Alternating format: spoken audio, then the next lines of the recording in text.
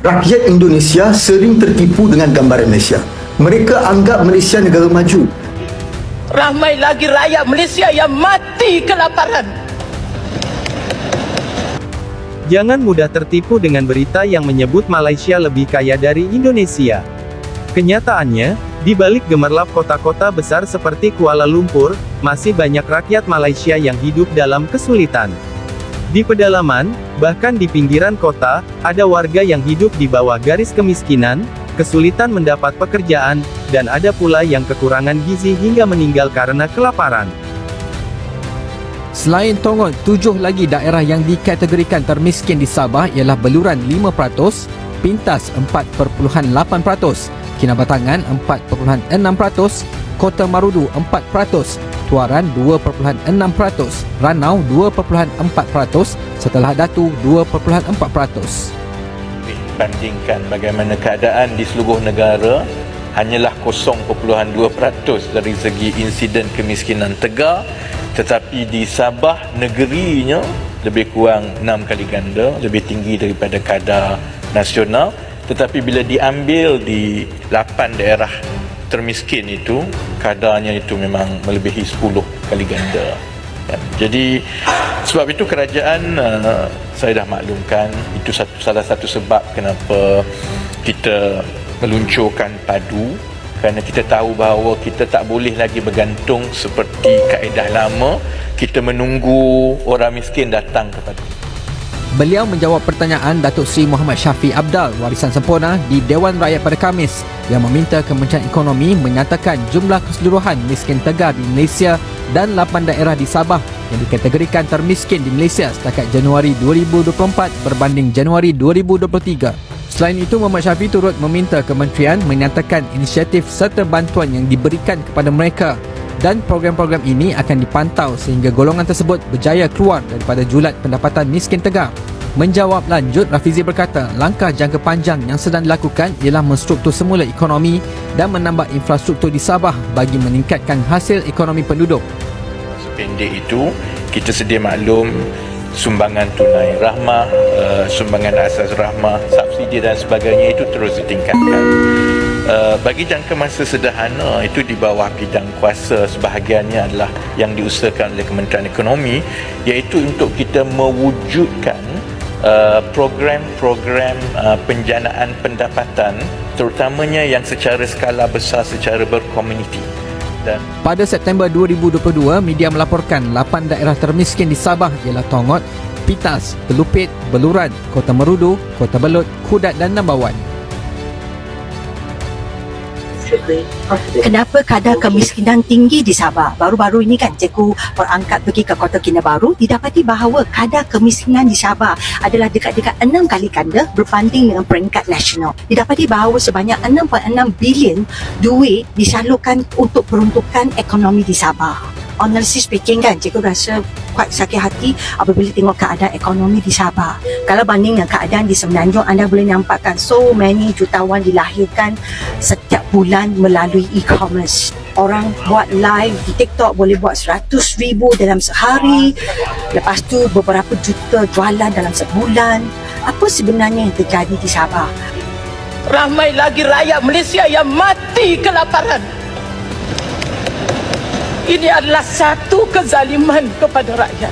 Jadi saya ingin pandangan yang berhormat tentang isu yang sedang melanda rakyat hari ini. Ya Allah, Kau tolong dan Kau bantulah negara kami ini.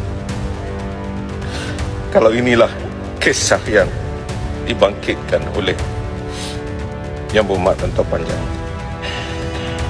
kalau inilah realiti yang berlaku di bawah sana, apakah ini merupakan musibah yang dilanda negara? Apakah negara ini sudah tiada barakah lagi? Kalau inilah tiada gunanya data inflasi, apa saja data ekonomi dibangkitkan. Tolonglah. Kita selalu cakap bersyukurlah dengan apa yang ada, jangan merungut dah. Memang betul, kita kena bersyukur, tetapi dalam masa yang sama kita kena ada niat untuk berubah dan meningkatkan kualiti hidup kita. Bila kita dapat RN50, kita bersyukur dengan rezeki tersebut. Dan dalam masa yang sama, kita cuba berusaha untuk mendapatkan RM100 pula. Korang tahu tak, disebabkan pemikiran bersyukur tak kena tempat ni lah orang politik duk kencing kita. Itulah orang politik dengan mudah hanya kata bersyukurlah dengan apa yang ada, apa lagi yang kita nak. Kata orang politik, tak apalah kita miskin, yang pasti orang Melayu memerintah. Orang Melayu, orang Islam kena jadi kaya sebab nak menguatkan ekonomi orang Islam juga. Dalam hadis Bukhari ada sebut tangan yang di atas lebih mulia daripada tangan di bawah. Maksudnya bersedekah lebih baik. Nak bersedekah macam mana kalau tak ada harta kan? Macam mana kita nak bagi zakat kalau kita tak berharta? Cuba korang bercakap pada orang-orang miskin yang duk minta sumbangan ni, bersyukurlah dengan apa yang korang ada. Kena pelempang kan? Pas ni jangan dah kita merengek, merintih bila kita tengok orang bukan Islam jauh lebih kaya daripada kita. Bersyukur biar kena pada tempatnya. Tuan Yang Di-Pertua, hari ini saya bangun untuk membahaskan titah diraja dengan satu persoalan besar yang perlu dijawab oleh kerajaan. Adakah rakyat benar-benar menikmati manfaat pertumbuhan ekonomi yang didakwa oleh kerajaan Madani? Kerajaan hari ini bangga menyatakan KDNK meningkat 5.1%, pelaburan naik 10%, defisit fiskal menurun. Tetapi adakah angka ini benar-benar menggambarkan realiti hidup rakyat? Kita tidak boleh hanya berpegang pada angka-angka makroekonomi dan mengabaikan hakikat sebenar di bawah. Ekonomi berkembang, tetapi rakyat semakin terhimpit. Tuan Yang Di-Pertua, saya ingin menarik perhatian ahli dewan dan rakyat berkenaan laporan yang dikeluarkan oleh Bank Dunia. Laporan Bank Dunia ini bertajuk "Is there an underside to economic growth? A mixed method analysis of Malaysia", yang mendedahkan satu paradoks bahawasanya walaupun Malaysia mencapai pertumbuhan KDNK yang kukuh, mengurangkan kemiskinan dan menurunkan kadar ketidaksamaan, namun ketidakpuasan rakyat semakin meningkat. Walaupun taraf hidup material semakin baik, beban ekonomi dan sosial yang dihadapi rakyat semakin berat. Ayuh kita lihat Tuan Di-Pertua, berkenaan dengan KDNK bukan segalanya. Kerajaan boleh terus bercakap tentang pertumbuhan ekonomi, tetapi kenapa kadar kemiskinan masih tinggi?